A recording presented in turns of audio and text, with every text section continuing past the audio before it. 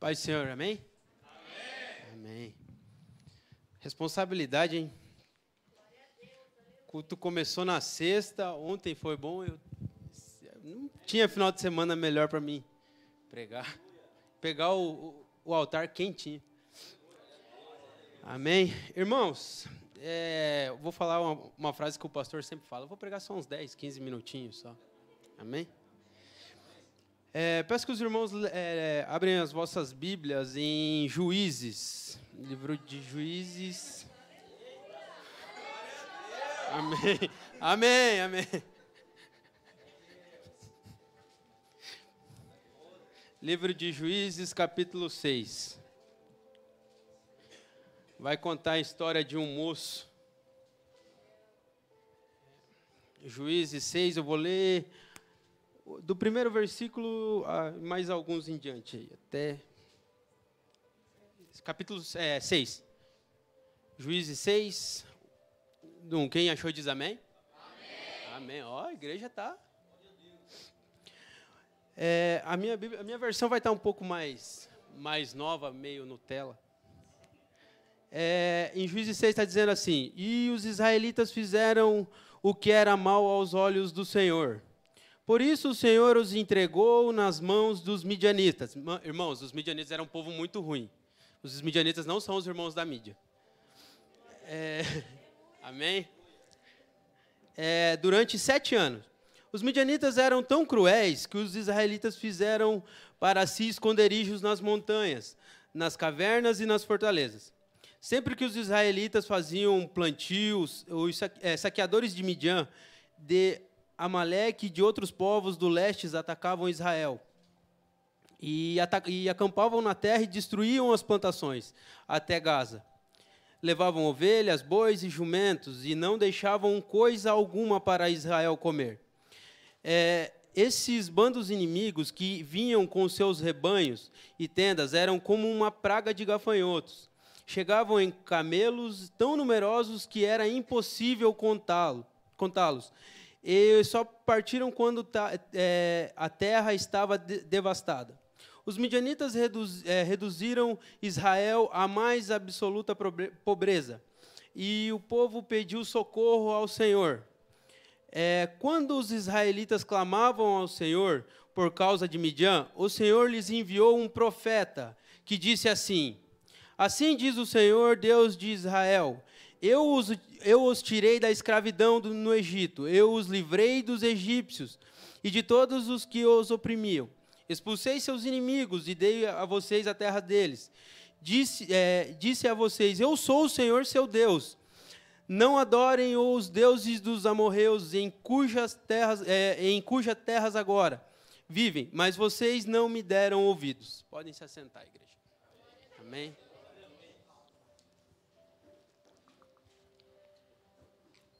Aqui é o começo da história de Gideão.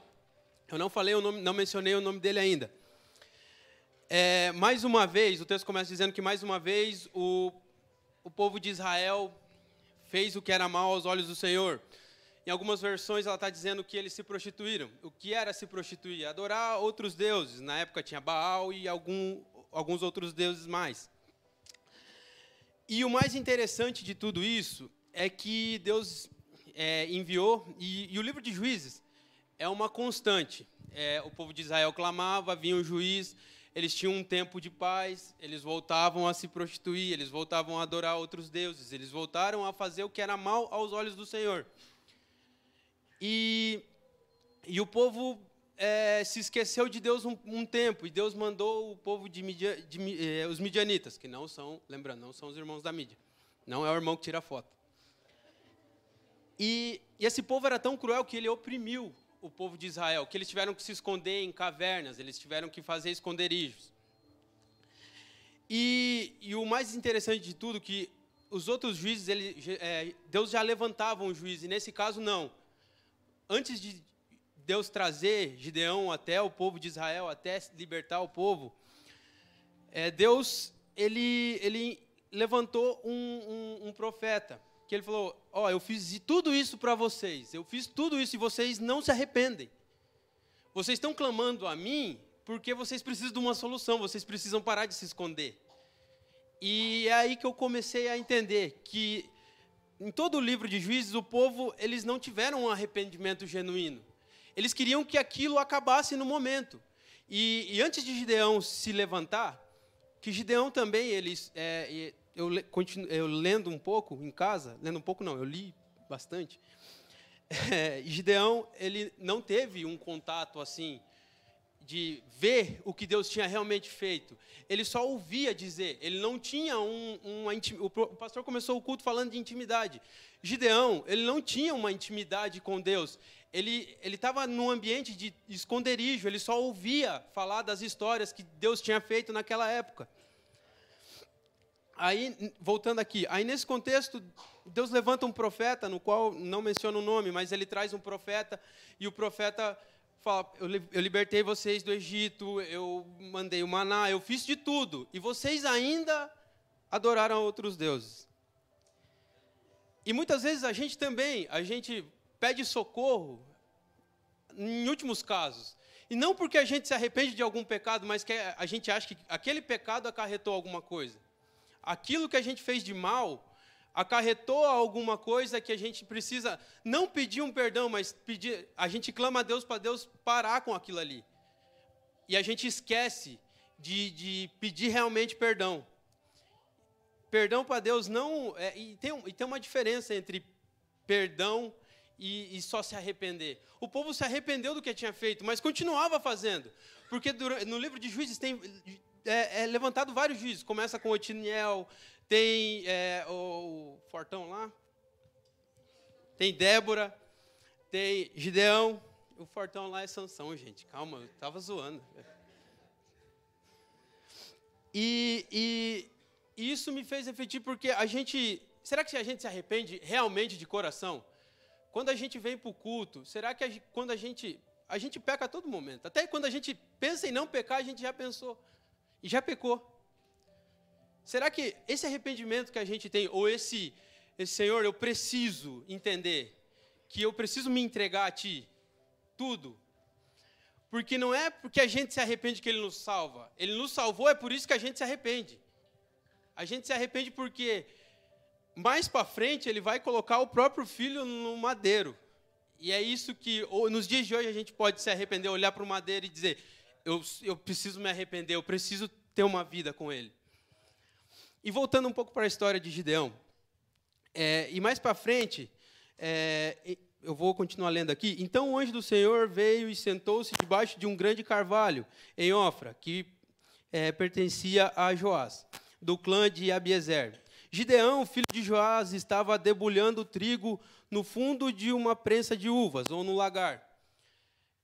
Irmãos, e o que mais é interessante é que o negócio era tão difícil naquela época, os midianitas estavam oprimindo tanto o povo de Israel, que Gideão tinha que malhar o trigo onde prensava a uva, porque era uma forma dele meio que dar uma sacaneada com os midianitas. Ele falou, não, vocês não vão roubar meu trigo, eu vou fazer aqui diferente. Foi uma estratégia que ele usou. E a fim de não ser descoberto pelos midianitas, o anjo do Senhor apareceu a Gideão e disse... O Senhor está com você, guerreiro corajoso. Em algumas versões está dizendo, varão valoroso. Gideão respondeu, mas se o Senhor está conosco, por que aconteceu tudo isso? E aí é o primeiro ponto que eu entendi que Gideão não tinha uma intimidade tão grande. Ele só ouviu falar, ele ouviu das histórias. Porque o primeiro questionamento, ele falou, se Deus é comigo mesmo, você acha que eu ia estar aqui tendo que malhar o trigo na uva, onde pisoteia a uva? Aí ele fala, Gideão respondeu, mas se o Senhor está conosco, por que nos aconteceu tudo isso? E onde estão os milagres que os nossos antepassados nos falaram? Acaso não disseram, ó Senhor, nos tirou do Egito, e agora, porém, o Senhor nos abandonou e nos entregou nas mãos dos midianitas. E o Senhor se voltou para ele e disse, vá com a força que você tem, liberte Israel dos midianitas, sou eu que o envia. E o mais interessante, que Gideão ele era o menor da sua família, e a sua família era da menor tribo, e é aí onde Deus começa a operar as coisas, os improváveis. Quando uma coisa para Deus, quando a gente fala que para Deus nada é impossível, eu posso dizer que isso é verdade, porque eu sou o primeiro cristão da minha família. Eu nunca me vi pregando, eu nunca me vi lendo a Bíblia. E isso para mim era improvável, o que está acontecendo aqui hoje. Todas as vezes que eu subo aqui é improvável para mim. Todas as vezes que o pastor chega... Robson, você pode pregar? Irmão Robson.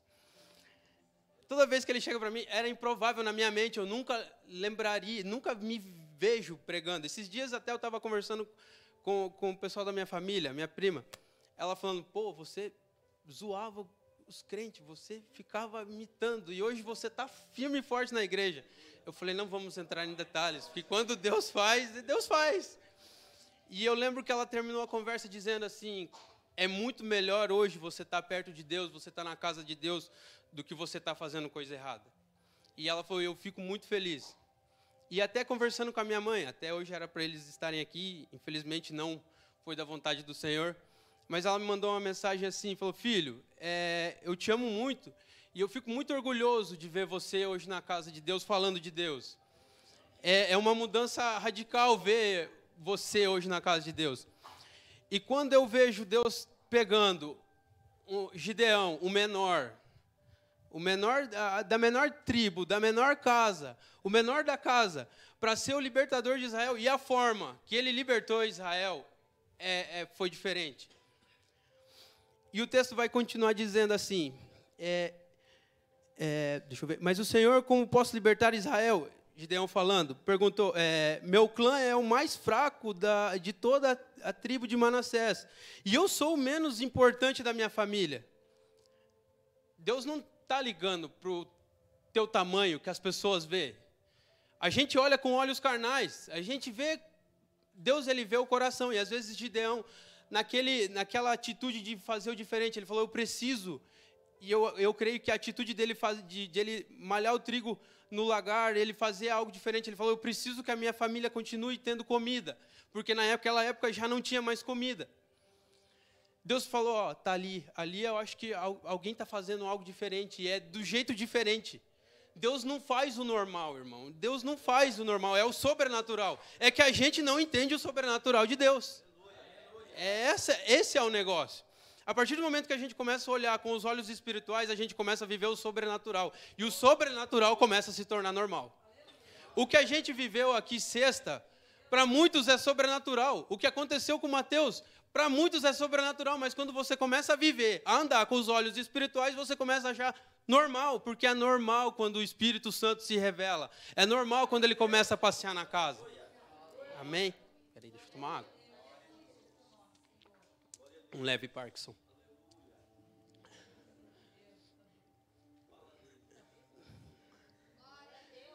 Deixa eu me achar aqui. Porque eu rabisquei toda a minha Bíblia. Eu nem fiz esboço, eu só rabisquei. Certamente estarei com você, disse o Senhor, e você destruirá os midianitas como se estivesse lutando contra um homem só. Aí, continuando a história, Gideão vai pedir algumas provas para Deus, se realmente se ele estava com ele, porque ele precisava ter uma intimidade, ele precisava saber que era Deus realmente que estava lutando com ele, era realmente se Deus ia batalhar com ele, porque ele não, como eu falei, ele não tinha intimidade. E ainda assim, voltando a um pouco do perdão lá atrás, o povo não tinha se arrependido, o povo só clamou, mas o povo não tinha se arrependido de tudo que tinha acontecido. Eles precisavam da resposta de Deus. Aí Deus, agora vocês lembraram de mim, então eu vou atender, porque eu amo.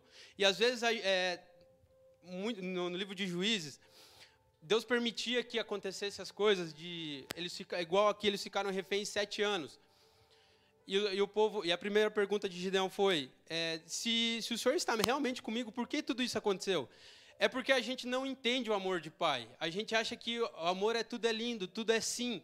Mas o povo de Israel não estava fazendo nada que agradava aos olhos do Senhor. Ele falou, então eu vou ter que repreender. Às vezes você repreendendo é uma forma de amor também. O Juninho falou de amor sexta, ele até fez um poema aí. Pô, o Juninho tá brabo, Juninho. Só que, mais para frente, o texto vai dizer, Deus pede para ele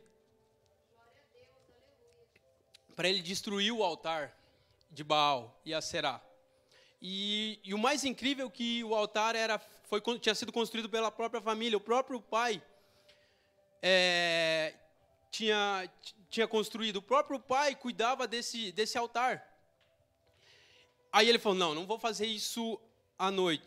Durante o dia ele fez à noite, ele destruiu tudo à noite. E quando amanheceu, todo mundo viu o altar totalmente destruído. O povo quis matar Gideão. E o próprio pai falou, pera lá. Aí houve um conhecimento, que ele entendeu que os deuses que eles estavam prestando culto não eram deuses. E a resposta do pai de Gideão foi, pera lá, se eles eram realmente os deuses que vocês estão adorando, por que eles não se defenderam? Por que eles estão tudo quebrado? Aí foi uma prova de Deus mostrar, só eu que sou o Deus da vida de vocês. Aí eu vou indo mais para frente, no capítulo 7, Gideão vai derrotar os midianitas. E a forma que Gideão derrota os midianitas é uma forma, como sempre, Deus pegou o menor da menor casa e não vai derrotar de uma forma comum. Ele vai derrotar os midianitas de uma forma extraordinária, mas ele precisa ainda mostrar para o povo de Israel que quem comandava, quem fazia era ele. E no capítulo 7, se os irmãos puderem abrir, eu vou ler vou começar no versículo 2. No capítulo 7, no versículo 2, está assim. O Senhor disse a Gideão, você tem guerreiros demais. Eu vou dar uma pausa aqui. Às vezes Deus está falando, tem muita gente contigo. Tem coisa que eu preciso fazer para você entender que sou eu. Senão você vai achar que a sua turma está fazendo. É a sua galera. Não, deixa eu fazer primeiro, para depois você entender o que está acontecendo. Se eu deixar todos vocês lutarem contra os midianitas, Israel se vangloriar diante de mim. E volta. Israel não era um povo curado. Israel não tinha pedido perdão. Então, se Deus deixa eles lutar com os 32 mil, ele fala, não, com 32 mil a gente ganha. E está tranquilo. Deus não fez o que tinha que fazer. A gente lutou porque a gente tinha muitos guerreiros. E o povo tinha o ego inflamado.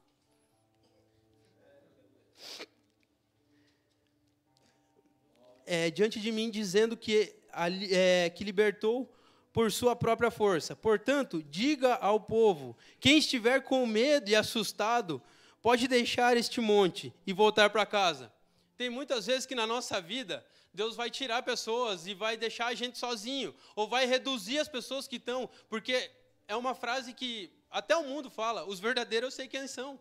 E ali é Deus falando, irmão, tem muita gente, tem muito barulho à sua volta, deixa eu fazer. E eu vou mostrar aqui, calma, vai ser do meu jeito, não é do jeito que Israel está pensando que vai ser. E ele diminuindo, ele falando, tem gente com medo. Deus sabia que tinha gente com medo. Então eu não vou mandar gente com medo. Eu vou mandar gente que que quer me servir. Quem estiver com medo e assustado pode deixar este monte e voltar para casa. E 22 mil homens voltaram para casa, restando apenas 10 mil. É tipo foi passando uma peneira. Deus falou assim, não é assim. Tem muita gente, se vocês forem assim, vocês estão com um ego, vocês vão achar que foi no braço de vocês. E é assim, às vezes, na nossa caminhada.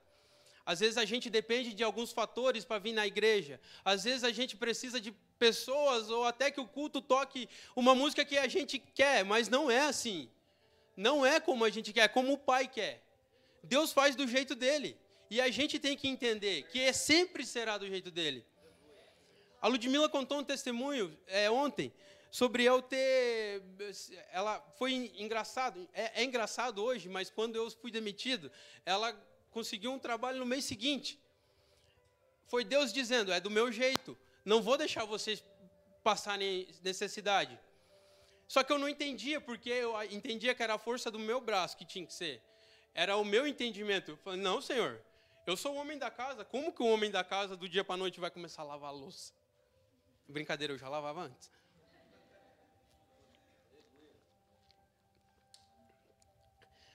E a gente não tem esse discernimento que a gente... Deus faz do jeito dele. Ele levanta Gideão, que que é até engraçado. Eu achei uma frase que Gideão era o pequeno, grande, forte guerreiro. Ele era pequeno, mas ele era forte. Mas a força dele não vinha dele. A força dele vinha do Senhor, porque ele acreditou no Deus. Deus falou com ele. Ele provou a Deus. Ele fez até prova. Deus provou ele, fazendo ele destruir os altares. Ele construiu altares para o Senhor. Ele levantou guerreiros e ele ouviu a voz do Senhor. E ele deixou Deus fazer. Ele deu ouvidos. E é isso que a gente precisa fazer. A gente precisa acostumar a ouvir a voz do Senhor. A gente precisa estar mais atento. Parece improvável as coisas do mundo. Para o mundo, naquela época... Cara, Gideão... Sério que você vai falar para os guerreiros que estão com medo? O negócio já está feio para o nosso lado. Você olha, vira para os caras e fala, quem tiver com medo pode ir para casa. Como assim, Gideão? Você faz um gol contra antes de começar a guerra? Não dá. Mas não, era Deus. Deus falou, Gideão, tem gente demais.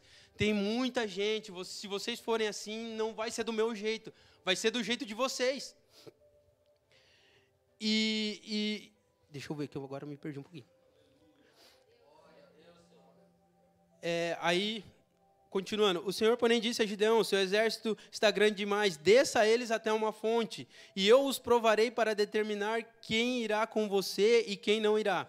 E quando eu estava separando essa mensagem, eu lembrei, uma vez o pastor falou sobre Gideão, e ele fez todo um gesto muito, muito legal do povo, dos guerreiros bebendo a água, porque aqui Deus fala assim, os guerreiros que forem até o lago e tomarem, até o rio e tomarem, igual cachorro, esses não. E aqueles que tiverem atento, que beberem com uma mão só, esses sim. E no final dessa conta, todo desse povo, todo desses 10 mil que sobrou, só 300 sobraram. E era mais uma vez o povo achando que Gideão era doido, porque, cara, você vai para uma guerra contra os midianitas. Mano, nós estamos há 7 anos tomando uns pau dos midianitas. É como o Brasil tomando 7-1 da Alemanha. Não parava de apanhar. E sério que você vai para uma guerra com 300? Sério que você vai com 300? Mas não, irmão, era Deus que estava no controle, era o Senhor dos exércitos. Não era qualquer homem, não era qualquer um, era o Senhor dos senhores, era o rei dos exércitos que estava com Gideão. E quando ele vai para a guerra, ele vai com os 300, ele separa a tropa em 3.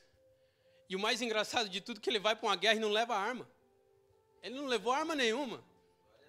Ele levou vasilha e levou trombeta. É meio bizarro isso, mas, ele foi. Acho que até Gideão estava se perguntando, será que vai dar certo esse negócio? E até eu lendo o texto, o Senhor diz a Gideão, fica tranquilo, você não vai morrer. E Gideão vai. Nessa continuação, até o capítulo 7, quando ele vai guerrear, eles vão na troca de turno da guarda, à noite. Eles não vão guerrear de dia, eles estão só em 300. E o exército dos midianitas era muito grande. E quando eles soaram a trombeta e começaram a quebrar os vasos, porque foi a ordem do Senhor, quando eles começaram a quebrar, os midianitas começaram a se matar, porque estava escuro. Eles não estavam mais vendo quem é quem. Então foi Deus que fez. Eles ganharam uma guerra sem precisar matar um homem. Eles não mataram ninguém. Os midianitas se derrotaram sozinhos. E foi aí que ele libertou o povo de Israel. Mas o que me chama mais atenção... Esse tapete aqui, eu estou... E o que me deixou mais... que me chamou muita atenção foi que é o improvável de Deus, irmão. É o improvável de Deus. A gente acha que é tudo lindo, tudo bonito, mas é do jeito que Deus quer, é do jeito que Deus faz. Deus chamou Gideão quando ele estava escondido, ele achando que a família ia morrer daquele jeito. Quando ele achava que não ia ter mais o que fazer, que a família acabou. Mas não, o Senhor chamou ele ouviu a voz do Senhor, ele decidiu ter intimidade, ele decidiu falar, vamos. Ele decidiu ouvir a voz do Senhor. E eu quero até isso me confronta, eu quero que vocês pensem também. A gente tem ouvido mais a voz do Senhor? A gente tem se permitido a abaixar o barulho do mundo, porque não é Deus parou de falar comigo. No capítulo de Juízes, o povo acha que Deus parou de falar. Deus estava falando. Só que eles estavam perdendo tempo demais com deuses, com estátuas, com coisas que não agradavam a Deus. Eles estavam se prostituindo. E aí, será que a gente também não tem que diminuir o volume do mundo? Diminuir o que não agrada a Deus? Será que a gente não tem que, igual o pastor Josué falou sexta, sermos sarças, deixarmos queimar? Será que a gente não está prestando atenção em muita picuinha, em coisa que não agrada a Deus? E deixando de viver o que Ele tem? Porque, sério, eu li Juízes e eu fiquei extremamente irritado com o povo de Israel. Eu falei, nossa, ainda bem que eu não sirvo para ser Deus, como diria o Juninho. Porque, cara, você liberta o povo, você tira o povo do Egito, o povo lá, 400 anos. Tá, tem o deserto, beleza. Mas, cara, tudo que o povo passou, tudo que Deus fez. E eles ainda deixavam se influenciar. Eles não tinham uma constância, é o que eu e o Juninho, a gente estava conversando. O povo de Israel, nessa época, eles não tinham uma constância. Levantava um juiz, ficava 40, 70, sei lá quanto tempo, aí paz. Aí eles voltavam a fazer, aí vinha um povo, matava tudo eles. Eles não tinham a constância. E foi isso, o Antigo Testamento, até a vinda de Jesus, que Jesus é o verdadeiro juiz. Aqui se levantou alguns juízes que foram falhos. Muitos deles foram falhos. Só que veio um juiz que se pregou no madeiro e ele nunca vai ser falho. Ele nunca vai falhar. A palavra dele nunca vai ser em vão. O que ele falou é ontem, hoje e amanhã.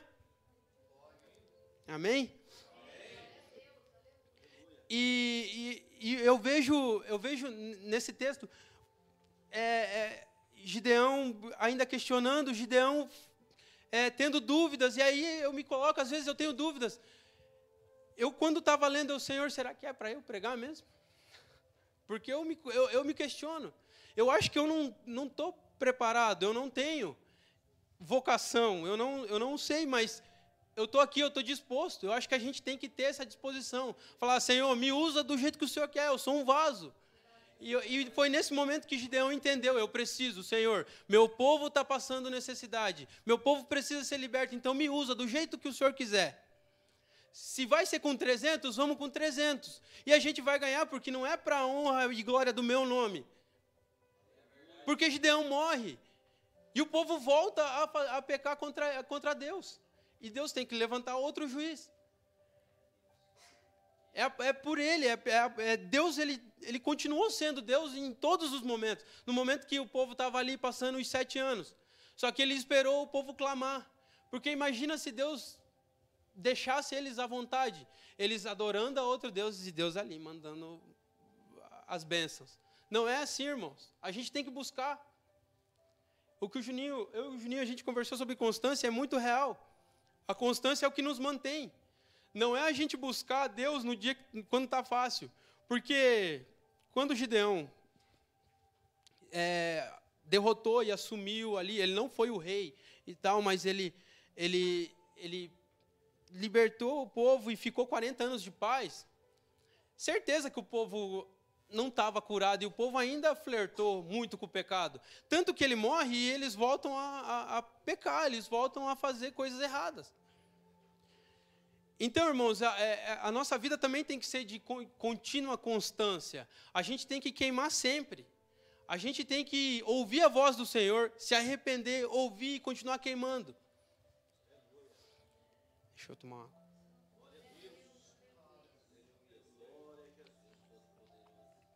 Irmãos, eu peço desculpa porque eu estou realmente nervoso. Eu tô tremendo. Eu fico muito nervoso porque antes de vir pregar, não, porque eu deixo... A minha oração é, Senhor, que o Senhor fale o que o Senhor quiser falar. Não é eu que tenho que estar aparecendo aqui. Eu acho muito legal quando o pastor fala, é o irmão Robson que vai pregar a tua igreja. Mas não é. Não esperem nada de mim. Eu sou isso aqui, gente. Eu sou tipo Gideão, o menor da menor casa. Eu sou o improvável. E, irmãos, que essa noite vocês entendam que existe sim as coisas improváveis que Deus faz, as coisas que Deus nos chama, e às vezes a gente acha loucura, mas que a gente tem que começar a olhar com os olhos espirituais, a gente tem que ter constância. E assim como Gideão ouvia a voz do Senhor, obedecer, é para ir com 300, vamos com 300. Às vezes eu e o Juninho a gente conversa, o grupo de jovens hoje no estudo veio 3, 4, vamos com os 3, 4. É isso. É o despertar, e a igreja vai despertando. O nosso ministério também vai despertando. E é isso que eu tenho para dizer. Eu agradeço a minha oportunidade, em nome de Jesus.